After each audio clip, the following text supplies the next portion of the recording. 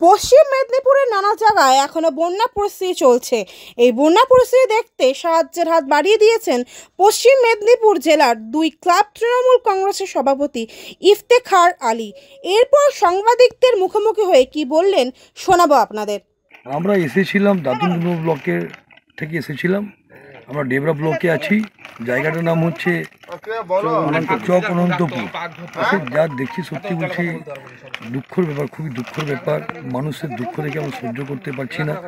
দেখুন আমরা যেখানে দাঁড়িয়েছি প্রায় 1 কোমর জল আছে। আমরা কিছু ত্রাণ নিয়ে এসেছি আমাদের বিধায়ক বিক্রমবাবুর নেতৃত্বে এবং আমাদের জেলা সভাপতি নেতৃত্বে আমরা সবাই এসেছি। আমাদের সঙ্গে এসেছেন আমাদের ব্লকের যুব সভাপতি বিপ্লব আছে, আইনটি সভাপতি গৌরী দাস আছে। আমরা কিছু ত্রাণ নিয়ে এসেছি।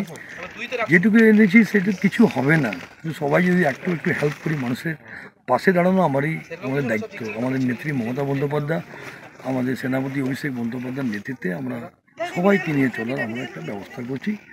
আমরা এসেছি, আমরা অন্যান্য গ্রামেও যাব।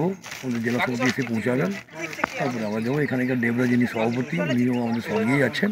আমরা দেখছি কয়েকটা গ্রাম ডুবে গেছে, চাষ তো নেই, মানে পুরো জমিন কি দেখুন, তাল গাছ একটা দেখতে পাচ্ছি সেটাও আধা ডুবে গেছে, এই অবস্থা। যাই হোক, আমরা ধন্যবাদ জানাই মমতা বন্দ্যোপাধ্যায়কে এবং ওনার প্রশাসনকে। ওনারা সুন্দর করে সব সামনে নিচ্ছেন। আমরা মানুষের দুঃখ একটু বুঝিয়ে দিয়ে আসি। এলাকার বেশ কিছু উন্নয়নের ক্ষোভ রয়েছে সাধারণ মানুষের। দেখুন এই এলাকা উন্নয়ন খুব মানে তারা যেটা বলছে কারেন্ট নেই, বিদ্যুৎ নেই। দেখুন এত বৃষ্টি এত বর্ষার পরে কারেন্টটা থাকবে না কীরকম করে? স্বাভাবিক, মানুষের ক্ষোভটা তো স্বাভাবিক।